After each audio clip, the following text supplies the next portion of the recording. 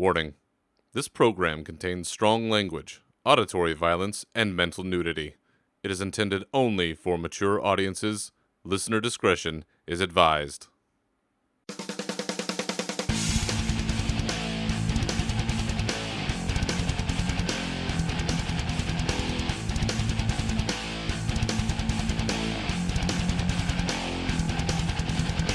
All right, people of the interwebs, welcome back for episode 38 of the Unshackled Fury podcast, your uncensored home for all things Warcraft.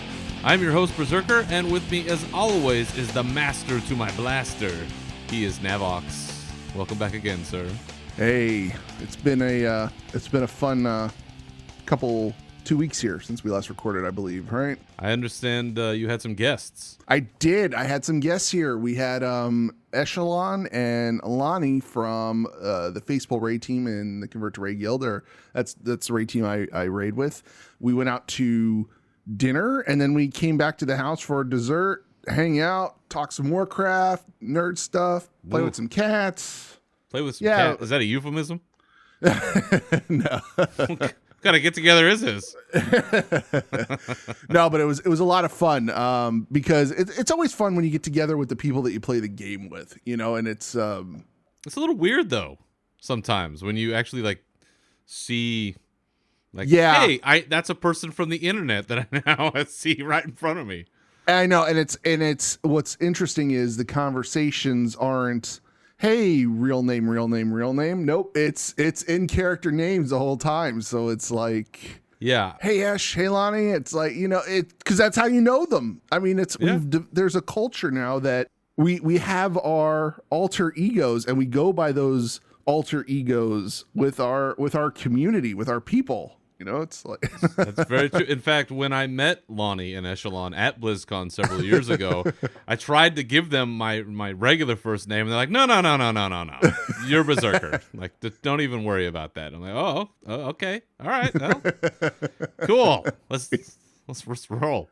And I understand that along with their visit, you also lent out your studio. Yes, that was actually the fun part. Esh was recording the Converted podcast. And he's like, hey, do you think it'd be possible while I'm down there if I could shoot or if I could record the Converted podcast? I said, yeah, that'd be great. So we got his background. We set it up here. I got him all set up with a green screen. And if you go out and listen to or go out and watch the latest episode on Twitch, you'll see, all the setup and stuff that we did. But it was fun because there was Lisa, Lonnie, and myself. We were sitting off to the side, and then Ash was sitting in where I sit. And he had a live audience. He had a live audience, and it was actually really fun being the live audience because we had Twitch up on two different screens and a laptop, then he was sitting here doing the same thing. So you could actually hear the delay of the conversation. So it was Did you have the applause sign going and people telling you to shut the fuck up and anything? Yeah. Yeah. Ruining the audio quality. Exactly. Yeah. Well, very good. Well, it's good to get together with your team in the real world from time to time. It's tough to do considering the breadth of this game, and tell me about it. 4 corners of this planet to play on one team, so that's not always possible. But yeah, I know that a couple of times when I've met folks at BlizzCon and I live nearby. A friend of mine, one of my best friends who still raids with me, who I talk about on this show from time to time. And we see each other in real life every once in a while. But it's good. It's good to put human bodies to the names that we only know through pixels and things. So this week we really don't have like a ton of things that we're going to talk about.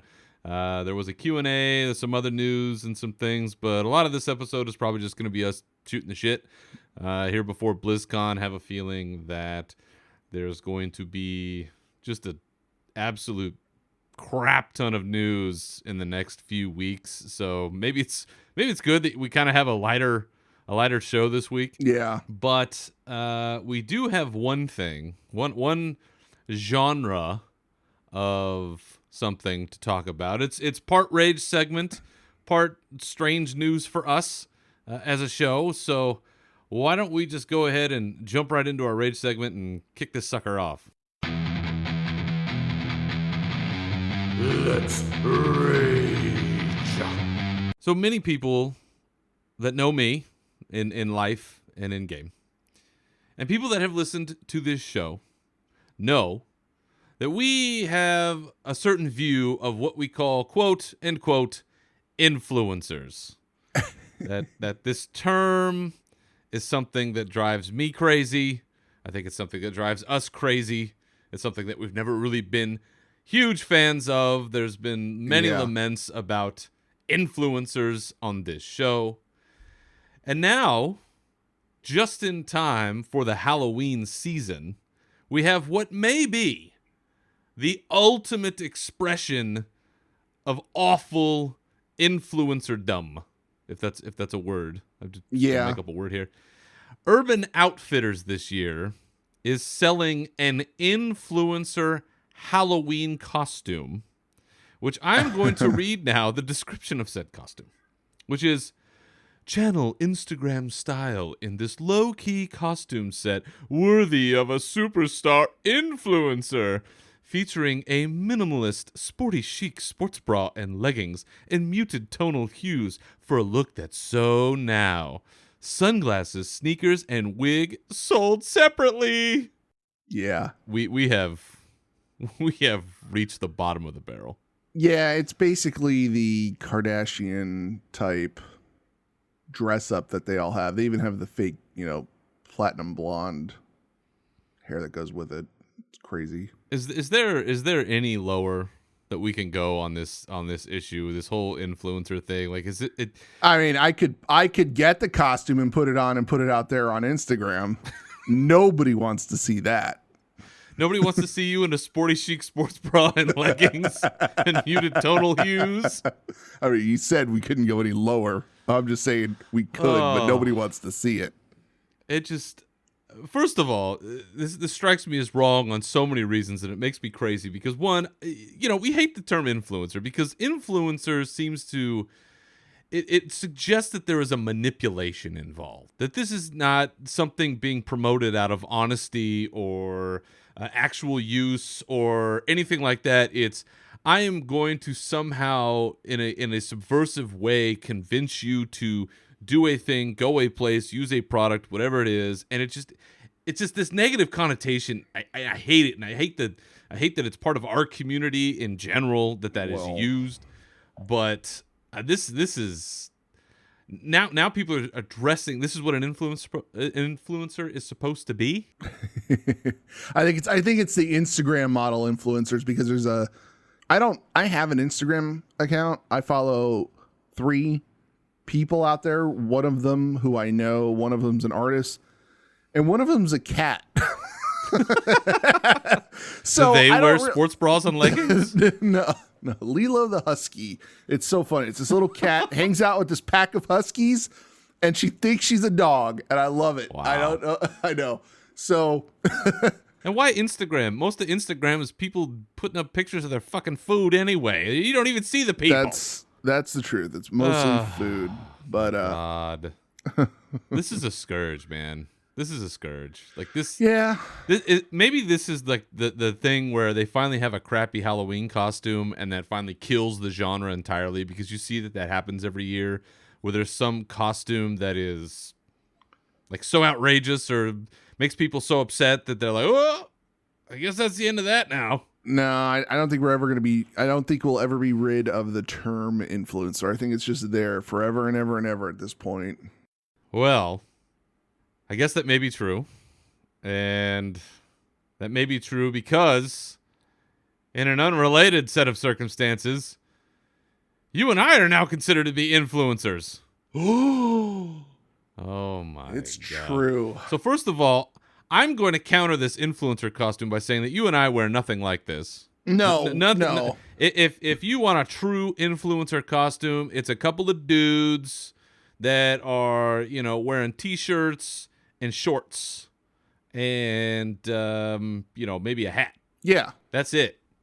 That's the true influencer. Yep. So, yes, if you haven't seen as of late, somehow, some way, you and I are now in the Warcraft pool of influencers with Blizzard.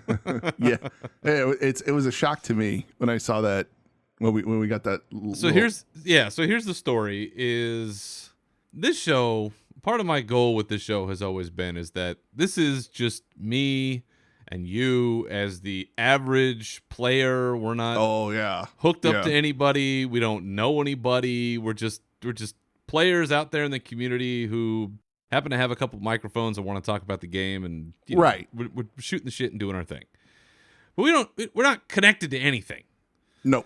And the whole point of this podcast has been the experience of the average, regular, everyday player. And so now part of that is going to be us describing what the process is like of this sort of influence. This community support, whatever you want to call this, that we're involved in now. And why don't you tell our audience what happened first in this process? Yeah, so it was Friday. It was a Friday morning.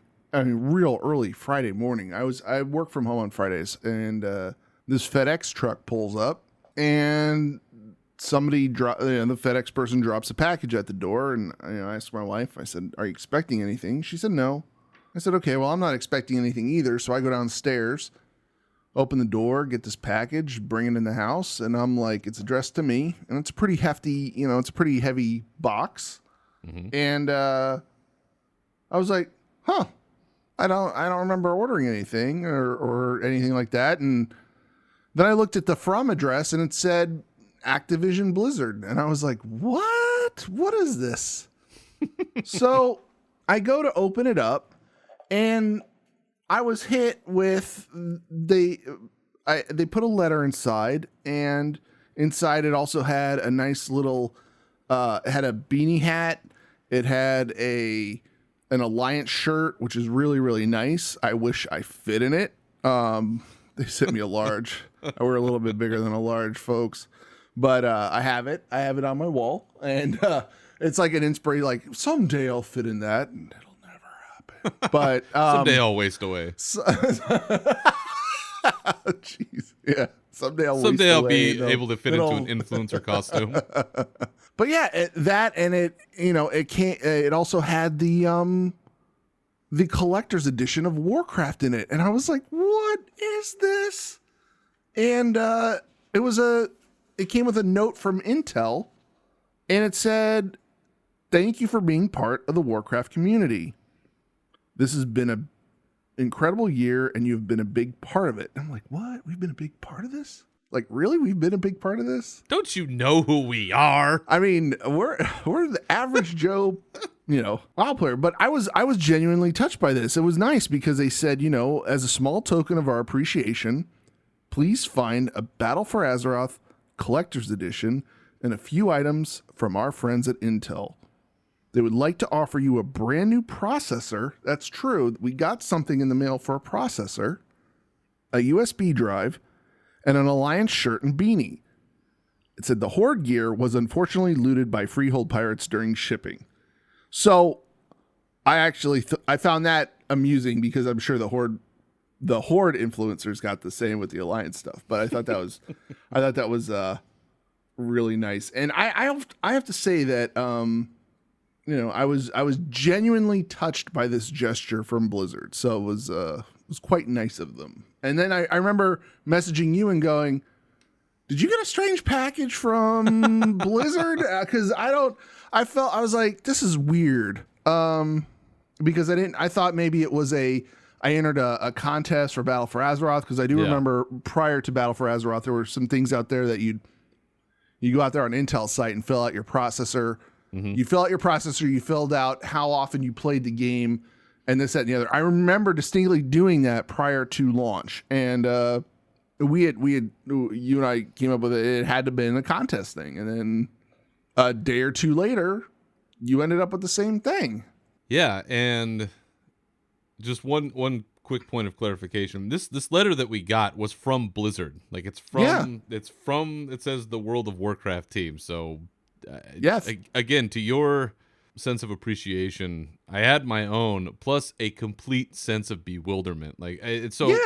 For me, I had just been out at the store because this was last weekend or whatever this was. I was out at the store with my family. We come back home and there's this package right next to my front door, and my wife picks it up and she looks at it. She goes, "What did you order from Blizzard?" I said, "I didn't order anything. I swear." It's like, "Well, this is a package from them." And I said, "Oh shit!" And because you and I had already had this conversation, I was like, "Uh-oh."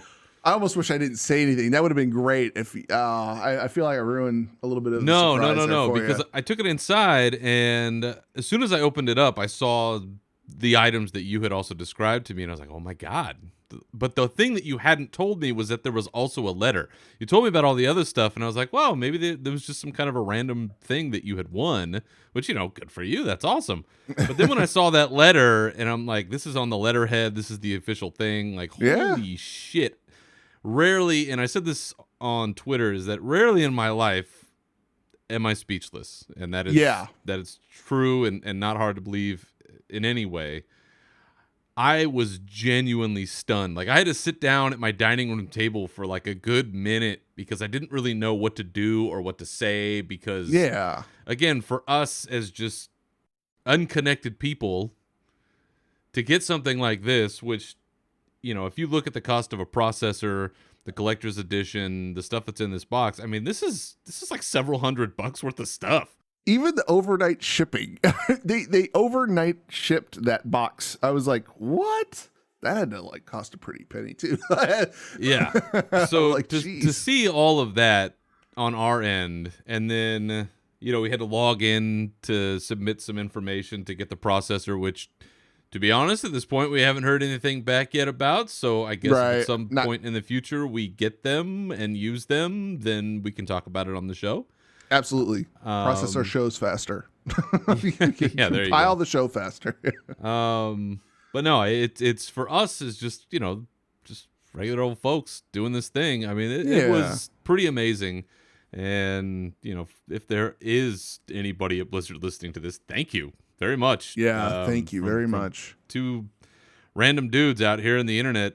We really appreciate the thought. As much as I eschew the term influencer, and it's not something I will use to describe myself ever, Nav, you and I are considered to be part of the Warcraft community officially from Blizzard's perspective. So I think, is this the top of the mountain? Have we made it? I think that's, I'll call it that we made. I mean, that's it. I'm happy. We got to shut it down now? Yeah, we got to shut it down. We've done everything we were doing so well. Actually, as an influencer, I will do. No! That's it. You're fired. You're fired. I'll tell you, man, I've been duped. There have been two things that I'll tell you. I will tell you in life, I have went down a whole. I'll pick that up because so-and-so's using it. There's one thing that I regret ever buying, and it's this DX Racer chair. I hate this chair. But you're a cool so guy. much. Dude, you are more of an influencer now than anybody because you got the fucking chair and everything. Let me tell you, it's only good for so long, and then it's just not that comfortable anymore, ladies and gentlemen. Don't fall for it. Don't fall for it. Well, now we're never going to get a free one. My headphones are awesome. I love my headphones. Yes, and truth be told, I have an Intel chip already, so it's not like I'd be switching brands. So if I get one, not a complete sellout. I will never use an AMD processor, by the way, and that's just not us because I used an AMD processor one time and it bit me. I will never use an AMD processor ever again. So I've always used Intel, so I was pretty happy with that. So I've always been very happy with my Intel gear. And that's before anybody gave me anything. So let's just draw the line there. Oh, fuck, we're sellouts. Oh, God. Here we go. All right. So, influencer costume maybe needs an update. Urban Outfitters, you want to come look at us? Apparently, we are official influencers. Cargo pants. Yeah, cargo black shorts, shirt, and black shirt, and a hat. Yeah, there we go. Sounds good. All right. Well, enough of our nonsense. Why don't we go ahead and switch over to our news and talk about what's been going on since the last time we were here.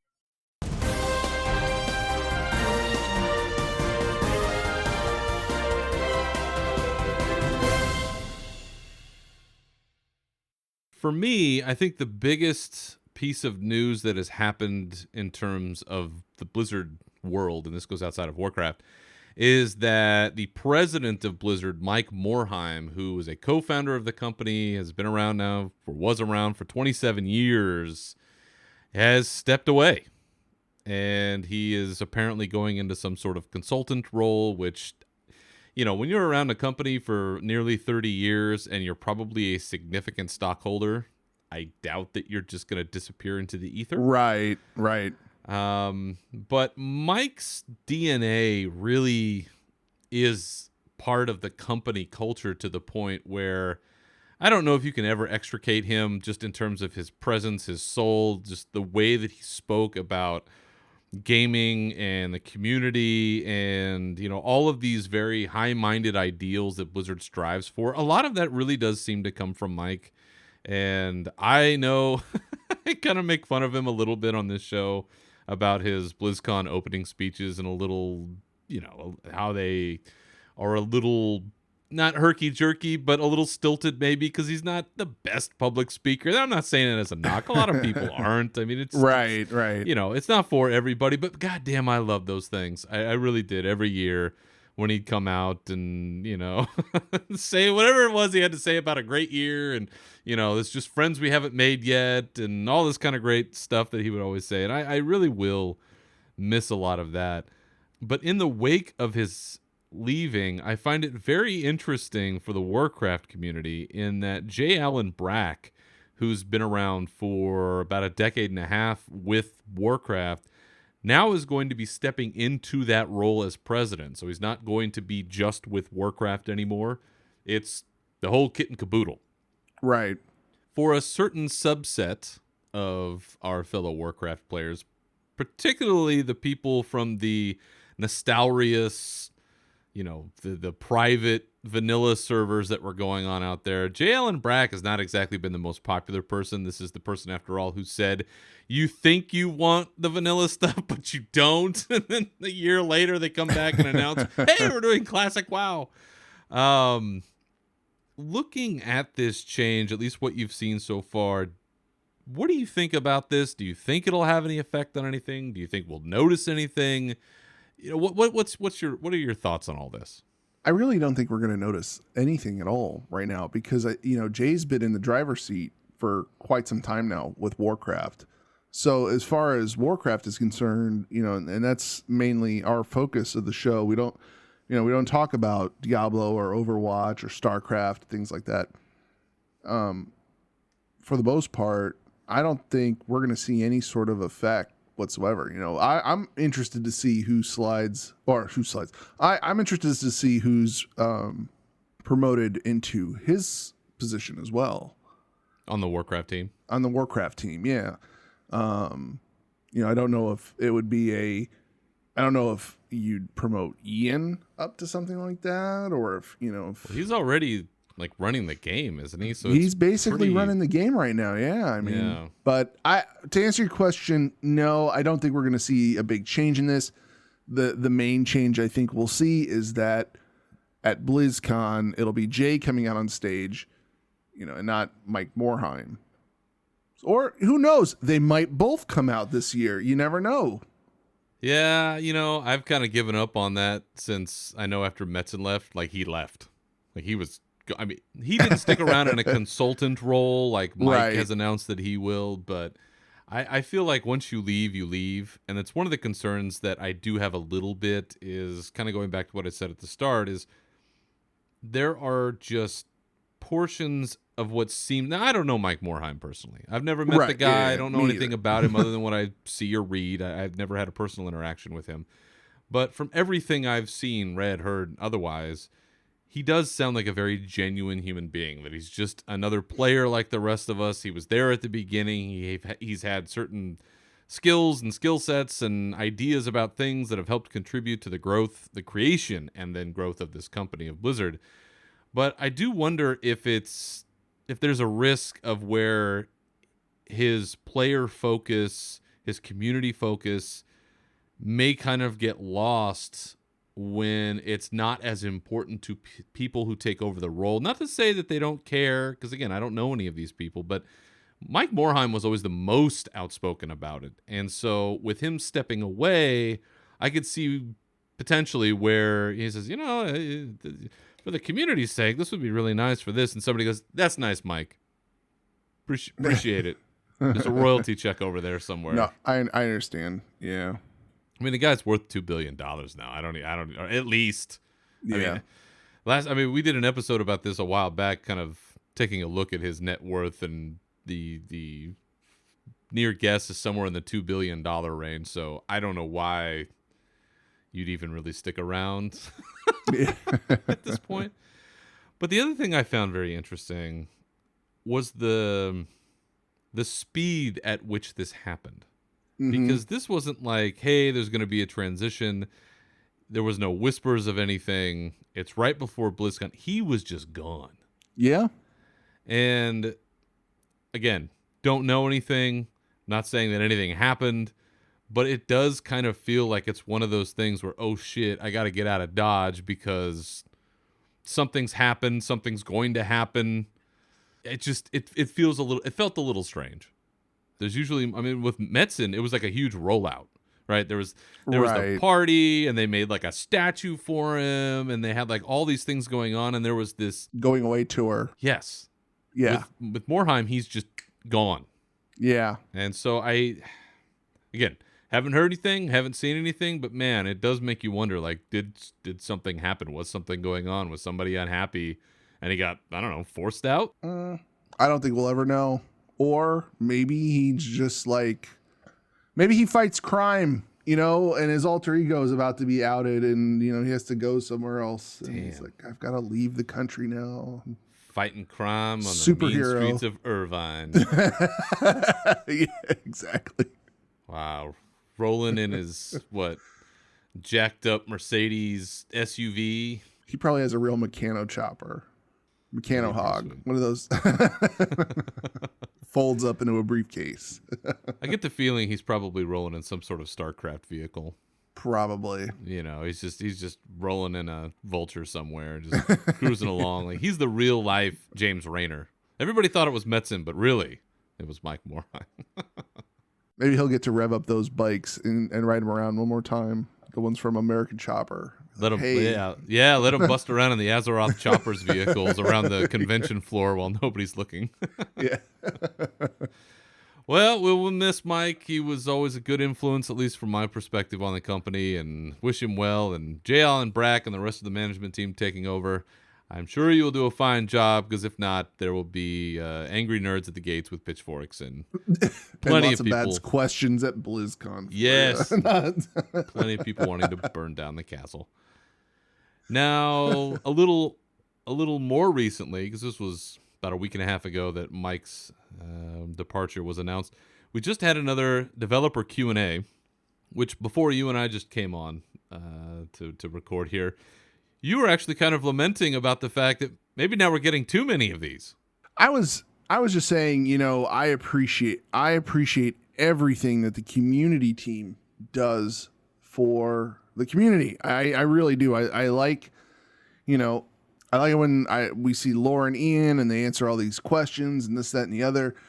And I feel like they are putting out fires at this point that people, like you said, people get upset. The nerds get upset and they bring their pitchforks and they're like, I'm not subscribing. We'll burn the place down because of Azerite traits. And we're unhappy with Azerite doing it armor. For 14 years. And it's just like, people breathe, relax. But yes, we get another Q&A. And I will say, I'm glad, they're talking about the revamp of the Azerite system. Again, but I'm just getting, I don't know. I feel like the community asks just these off the wall questions that are just, I gotta tell you, I gotta give Laura and Ian props for answering these questions seriously and taking the time to answer some of these things, because I'm just getting real tired of some of these questions that people ask at these things, and it's just, I tuned out. I actually didn't watch the whole thing. I watched which ones? a little. Which questions? I knew you were going to ask me that, I wasn't prepared for a follow-up question. Welcome to your interview. Well, Well, if not questions, I mean just sentiments, or is it just that there's just endless amounts of vague anger? so I guess I'm just coming from a standpoint of, I think I'm just tired of the people that are just coming at them, that are just really, really angry, and they keep asking the same thing over and over again about the Azerite system. And they've already explained how they're going to fix it. Stop beating it down. Stop. It's just, they know that there's a problem with it. They're addressing it. And yes, we know that, shaman and other classes need a revamp, and we've, I don't know. I'm not going to complain that they're out here discussing, and they're reaching out to the community. But I'm looking forward to the new I'm looking forward to the new patch that's coming out, and the changes that are coming out, the shaman changes, because I finally level my shaman, because right now I'm afraid to, but I guess I get tired of some of the. I will say that there are some weird questions that show up on Twitter and the different places that they ask, and I guess I get sick of looking at some of those. And I even submitted some to myself, but mine never get answered. So. Well, I thought your question about being able to transmog one-handed swords over two-handed swords was very apropos. I think that's important. Listen, no, that's a real question, because there are some models of one-handed swords that are gigantic that look like two-handed swords. Yeah. Keldalar is one that I think of all the time. Exactly. I love that sword so much. It's still my tank spec sword. I wish I could use it as my... We used to have single-minded fury, and I liked the ability to have the one-handed sword.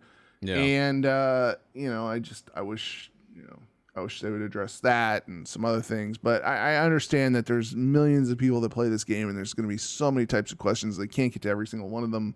Well, that's part of what's so hard here, too, is that, and it's a point that they make quite often, is that you are literally trying to please millions of people, which is an impossible task.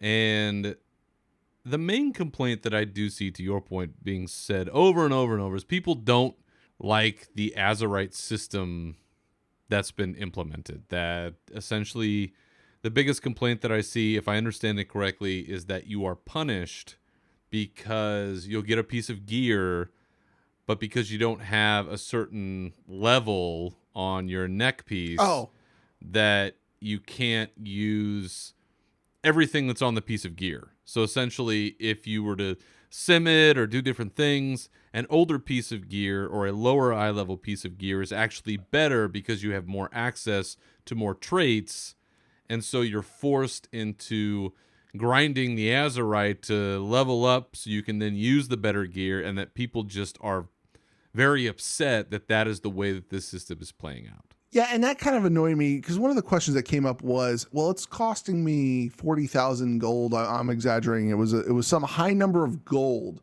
to have to reforge the person's gear. And I'm like, who the fuck is reforging that much? Like, seriously, who reforges their Azerite gear that much? I've done it 3 times, basically, and it's like, we have our theory crafters, the theory crafters out there. We even have that webpage now. The name escapes me at the moment, but it's it'll show you exactly what you need to do. I mean, every time they come out with an expansion, they want to make it so that there's no cookie cutter build. Well, there's always going to be that cookie cutter build. It's always going to be, there's always going to be a best in slot trait, and everybody's going to go with it, and that's what people are doing. But part of that too, and I think this is where a lot of the confusion comes in, and a lot of, I think, needless anger comes from, is that you have people that are the theory crafters, right? Who they're the mythic raiders. These are the people that are the cutting edge. For them, there is a big difference between a couple of item levels or a couple of abilities, or you're maxing some kind of priority on this fight and how we do this particular mechanic with this setup versus this one. And for them, it's a game of, it's a game of inches, it's a game of microseconds, it's a game of whatever you want to call it. The margin of error is very slim when you're trying to go at that rate. But that is the tiniest sliver of the game base. That is not even a fraction of a percent of the people who play the game. Right. And I feel like, unfortunately, what happens is because those are your most knowledgeable players, I believe, who say, okay, this is the best setup for all of these things, that people just gravitate towards that and say, okay, well, this is what I got to do. And then they jump on and they go, well, this is a big difference for me because I can't do this or I can't do this. It's like, dude, most of us are just regular players. I will sit with this comp or this setup or whatever, and okay, maybe there's 20 or 30 DPS difference between this thing or whatever the deal is. Dude, it doesn't make a difference. It really doesn't. Like, no, it doesn't. I'm not competitive enough for that to make a difference. And I think that people get too easily stuck in this mindset like, oh, I have to have all of this, mythic level thought process going on to be able to complete these tasks when I don't really think that you do. So the website, I finally got the name of it. It's bloodmallet.com. You can go out to bloodmallet.com and it breaks down what trinkets are the best for you, what Azerite pieces are good for you, what races are good for you. Incidentally, gnomes happen to be the top of the chart, number 1 for playing a warrior. The hell is that? But also, it shows you all the kind of stuff you need to pick to play your character all right. Right. Now, and I raid with 3 other warriors on my raid team, 2 of which play Fury, and I always poke fun and I'm like, why aren't you playing arms? It's doing, you're hindering your damage by playing arms, and their answer is Fury's more fun. Yeah. And you know what? It really is. Fury is a lot more fucking fun, and more power to him for just being like, I don't care how much damage arms is doing. Fury's just a better rotation. Fury just feels more fun to play. And, I think I'm going to jump on that bandwagon too. And, it's... That's the whole point, though. I mean, and you're getting at the point, which is that, you want to play to have fun. And sometimes I think that what happens is people go down this rabbit hole of thinking that they have to, max out and do all of these things when... Yeah. I just don't take it that way, and maybe that's why I'm having a different experience in this expansion than other people do. Because number one, it's an MMO. You're always going to have to grind something. Right. If you don't want to have to grind anything, and I know this is me saying this, go play a different game. Because you're always going to have to grind something. If you want a game that just gives you shit, just gives it away just because, go play a different game. You're always going to have to grind something. I don't necessarily always like having to do the grind, but I accept that is part of the game. And I will do it. I will do it at my pace. And you know what? If I unlock Azerite rings, traits later on, okay, well, so be it. Like, that's not what's holding my team back from downing a boss. That's not what's holding me back from doing any particular thing. Is it great when I get it? Sure. But I think that there's kind of a letdown, which I do agree with. There is a bit of a letdown from having the artifacts, which were these big, badass weapons, hefty in lore and abilities and all these kinds of things, coming down to Azerite, which is less sexy and not as exciting. Like, I get that, and there is kind of a sense of loss there, but just the repeated vitriol over Azerite, it's getting old. Yeah, it gets old. I hope that with 8.1, when they do make these changes, that does kind of break the player base that's complaining about this loose a little bit. Say, okay, you know what? Because nothing's ever going to be perfect. Let's just throw that out there. Mm-hmm. But hopefully it'll just be better, and then we can move on with our lives. Right. Because that, to me, looking at another Q&A where we're talking about Azerite and Azerite traits, and God bless Ian for continuing to jump back into that fray and say, okay, you know what? We'll talk about this. Here's what we're doing. We're going to sweep out a bunch of the old ones. We're going to bring in new ones. We realize that they're boring. Like, it's great that they're communicating about it, but man, we've got to move on. Yeah. I think at some point. So speaking of which, when you're looking at the Q&A and other things that were talked about, is there anything, as again, we don't go through this thing point by point. If you want to see all of what happened in the Q&A, go watch it, go read up on your notes. MMO Champion and Wowhead, they always do these write-ups. But was there anything else from the Q&A that you thought was of particular interest? Yeah, there was one, the tank balance, because right now, you've got Death Knights and you've got Brewmaster Monks, and they're the flavor of expansion tank at the moment, where Protwire and Guardian Druid are a lot less, I don't want to say weaker, but they're not, it doesn't feel as good playing my Protwire as it did in Legion. Now, we went through and we actually downed, I tanked last week. I fill in tanked for our raid team last week, and we got all the way and we killed Mithrax, and that fight sucks. That fight blows. And I thought Zul was bad. I hate Mithrax. So apparently there is this. I never noticed this before as a DPS, but when you are tanking Mithrax, there is a little floating squid. I don't know if you've ever seen this little floating squid. I have seen it. Okay, so it sits in front of the boss, and the boss is always facing this little floating squid. Well, that's your indicator, by the way, for anybody listening to the show and you don't know where Mithrax is going to turn to blast the group in phase 2. That's your indicator. If the little floating squid is in your direction, that's where he's going to blast the group. I didn't know any of this. It was like a light bulb went off. My mind and head exploded at the same time when I figured this out. I didn't know this because I've never seen it before. I've always read the strategy that he always faces this thing before he blasts it. That's what he's referring to. I've never tanked the fight before, so I've never actually got to see it. But you're right. That fight just sucks. The mind control stuff sucks. The running around trying to get the globe sucks. But what I was getting at was we were able to down it. But I felt like I was always using everything in my tool set to stay alive every single time I had to get aggro. It's like, okay, so now I've got to use Last Stand. Now I've got to use Shield Wall. It wasn't just using Shield Block. It wasn't just using,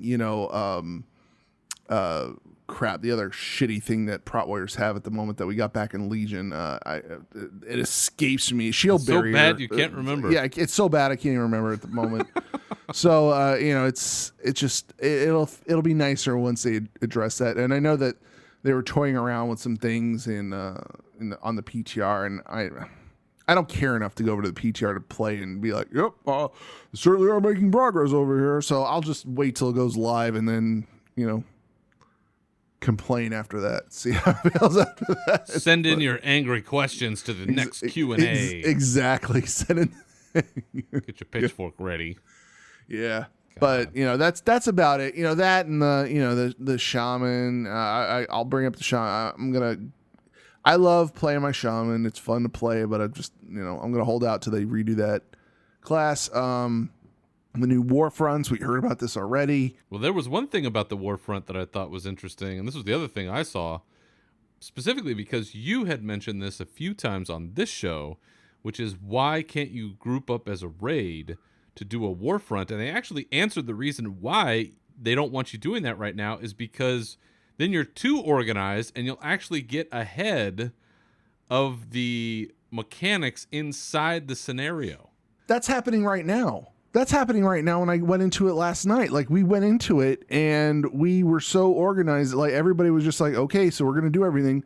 We got to the point where we were waiting for the next part of the scenario to start. We were waiting for the tanks to come in, the siege tanks. Yeah. And while we were all waiting, because we knew the script of the fight, the Horde actually took back the Horde can take back one of the places that you take over. So that actually happened. We had to go fight it off twice because once we defeated it, we were sitting around waiting. And so, so they said that they may add like a heroic war front or something for us in the future to, that maybe we'll get to queue as a raid team. Who knows, But that seems to be kind of the default answer for a lot of things these days. Yeah. We'll just add another harder mode, which I don't know if that's a bad thing. I think that might even be helpful because one of the biggest things with this game is that eventually content gets consumed and then everybody just gets restless. And I'm already at that point. At that point. Like, I'm ready to go buy Assassin's Creed Odyssey and play Assassin's Creed Odyssey for a little bit, just because I log in and my game time now is I log in. I don't even do daily quests unless the item level's a 370 item level, and then I'm camping this sword, a scale belly. I'm camping scale belly to try to get the chromatic sword. Chromatic sword? Yeah, I'm still trying to do that. I've got the time down now on 3 different servers, and I discovered that 3 different servers. It's on 3 different servers. I got you. characters parked in 3 different servers. I'm just trying to get that sword. Other than that, I don't really feel a need to log in and level up my other characters at the moment.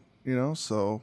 Well, and that's the thing is, if you're feeling it, there are plenty of other people that are too. Yeah. And that's why I think it's probably a good idea when they add, that was the whole thing with Mythic Plus, right? Was to continue to create challenges for existing content to keep people engaged, give them something else to do, and an alternative to raiding, which is, I think, a lot of how that was pitched.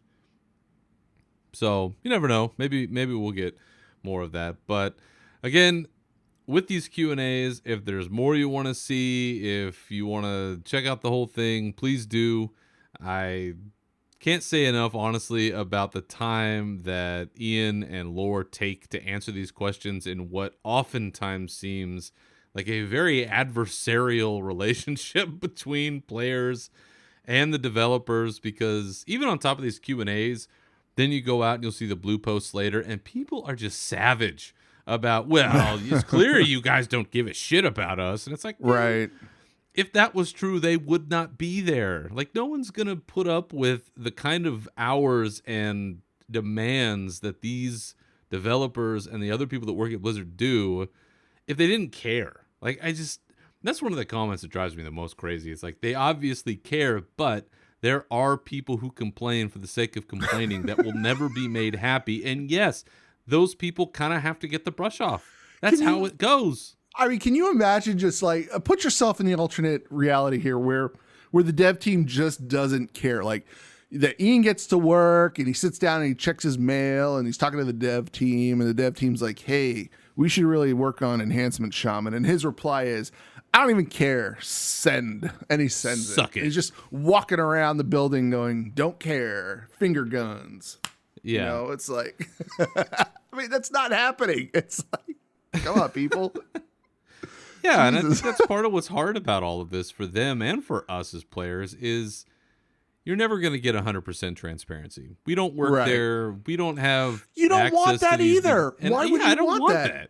No. I mean, I want to log in and play a game and be immersed in my game, and I don't care about the boardroom stuff that goes on. I don't care about the character stuff that goes on.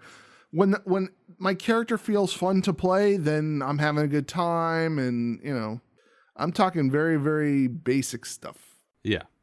And I don't know if it's a question of we know too much, that people know to ask all of these questions, or what the deal is. I mean, I appreciate that they're trying to get better with their conversation, because there was also an interview that Ian gave to Forbes this past week. There was another article that came out where he specifically talked about the rollout of Battle for Azeroth. And again, like in previous Q&As, he's come out and said we could have done a better job with communicating a variety of things. And I appreciate that they recognize that, because if they're recognizing it, then that means that they care, and hopefully they will do something about it, because he's not going to talk about that in an interview unless he cares about the thing that they've said, hey, we're going to fall on the sword on this because we screwed up.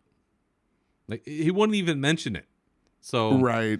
I don't know. Maybe that's the perspective of age that comes at a certain point. But I feel like, man, it's just, you got to shut the vitriol down at some point. It gets to be too much. And yeah, if you're being an asshole, you're going to get brushed past. That's how this goes. And you will get shut down and ignored. So what's that saying? You catch more flies with honey than vinegar, or something like that. Sugar than vinegar. I don't know.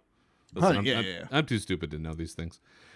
All right. So if you want to catch the Q&A, videos out there, write-ups are out there, and you can see all of the great stuff that they talked about that we did not cover here.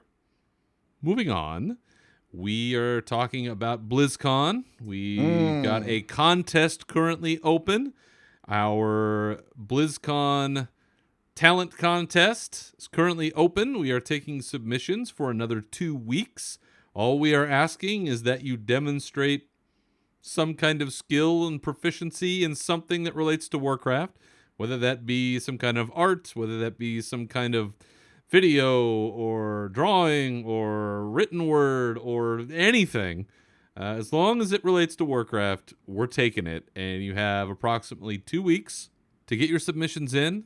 The contest closes October 27th at 11:59 p.m. because, I don't know, I guess we needed it to end before the 28th, so that's the last possible moment. And we'll be reviewing those pretty much as we get them and announcing winners within days of BlizzCon so everybody can get their stuff before then. But please, send in your entries. We've got a couple ways you can get a hold of us. Again, unshackledfuryshow@gmail.com. That is our email. And, of course, you can reach out to us on Twitter @BerzerkerRage and @NAV_OX.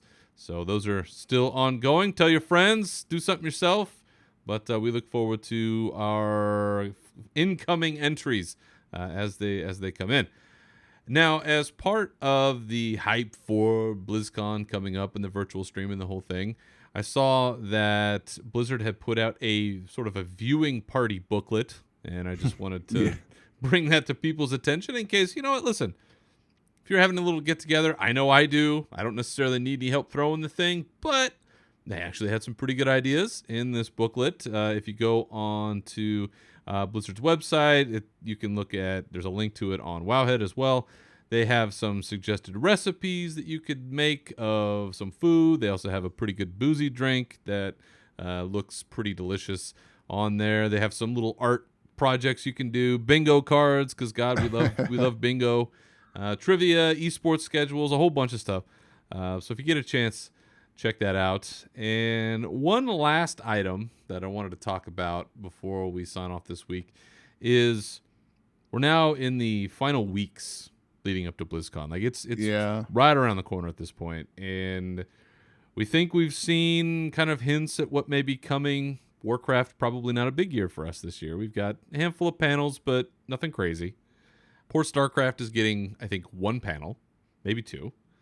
It looks like we might be getting a Diablo expansion, something big for Diablo coming. Yeah. Something big. There's even a couple items on the BlizzCon store that seem to indicate what the title of something might be. I know that they've accidentally blown a couple things with some of their gear before. Sargeras might have been on a shirt once. So we have a lot of these things rolling out. But the one of the biggest things, and we've talked about, we're still waiting maybe on a mystery mount or a mystery pet or something else that might pop up for us Warcraft players. But the one thing that we haven't seen announced yet, which is always a great mystery for BlizzCon, is the closing act. As of this moment, as of you and I recording this on Sunday afternoon, October the 14th, there have been no announcements as to who the closing act is, and we're only weeks away. Right. Which leads me to believe that somebody fell out. They're still trying to secure something. Maybe they're just waiting because they just want to. I don't know. It seems like if you wanted to get virtual ticket hype going, you would say, hey, we've got this awesome thing happening that you guys should watch that's also part of all of the rest of this. Looking at who we've had in the past, we had Muse last year, which was interesting. Before that, we had Weird Al, Linkin Park, Metallica, which I got the pleasure of being able to see. Blink-182, the Foo Fighters, Tenacious D, Ozzy Osbourne, the Video Games Live group, and The Offspring, with sprinklings of Samwise Didier's band Elite Tauren Chieftains in there. So, of kind of the general sphere of things, we typically get some kind of a rock-ish act. Is kind of the vein that most of these acts have gone through. But this year there seems to be some speculation that there could be multiple entertainment options, was a phrase I saw getting thrown around out there, that there may be something more than just a single band. But As we throw on our genie hat and look into our crystal ball, who do you think might be the closing act this year, or what do you think that scene is going to be? I'm with you on the rock thing. Just trying to think. Because I know that one of the leading contenders that has been asked for many times has been Imagine Dragons, which not necessarily my cup of tea, but I know who they are. And I feel like that's kind of the same thing with Muse, where I know a couple songs, but You know what? I might go with a California native, like Red Hot Chili Peppers. Red Hot Chili Peppers. Sorry, I stole your thunder there. That's okay. I think I'm going to go with that. I think it might be the Red Hot Chili Peppers. Do they have a new album? No, I was going along the lines of more California-based bands. So I was like, oh, they have Blink-182. So I don't know. Ozzy lives in L.A.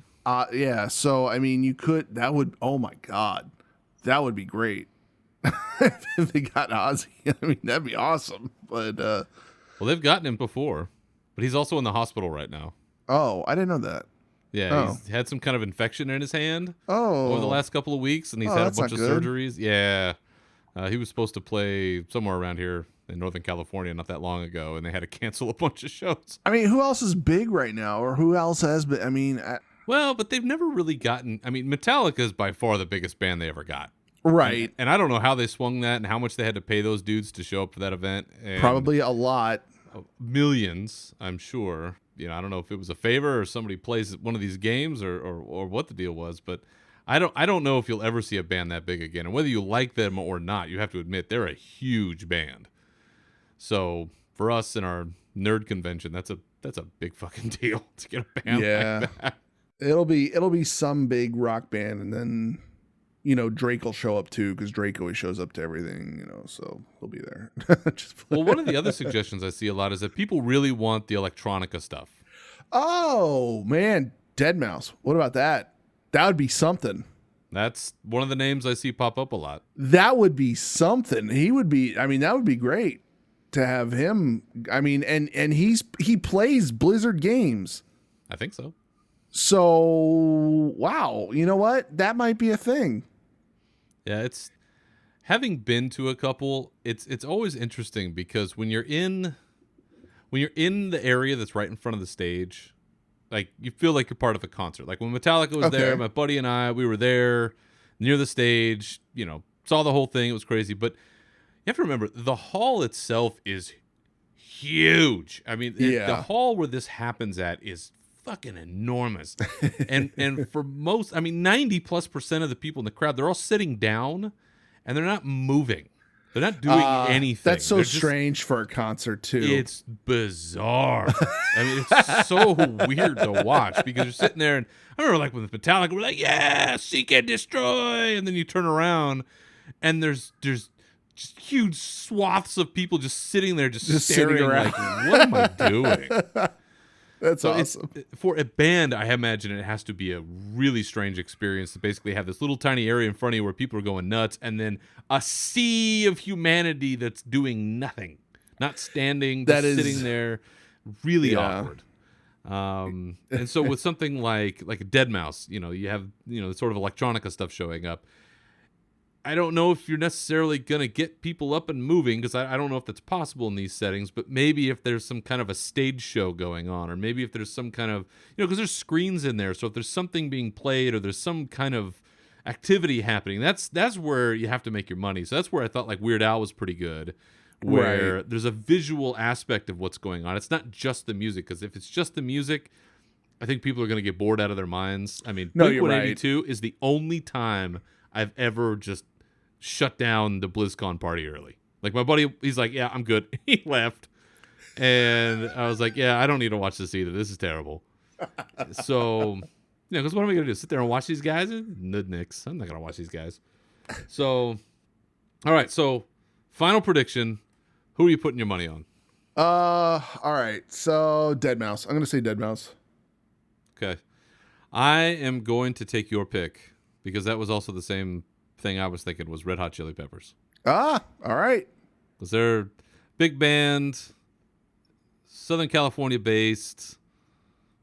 Got to be on the, got to be on the list somewhere for somebody that takes some corporate money, right? At Yeah, this point, exactly.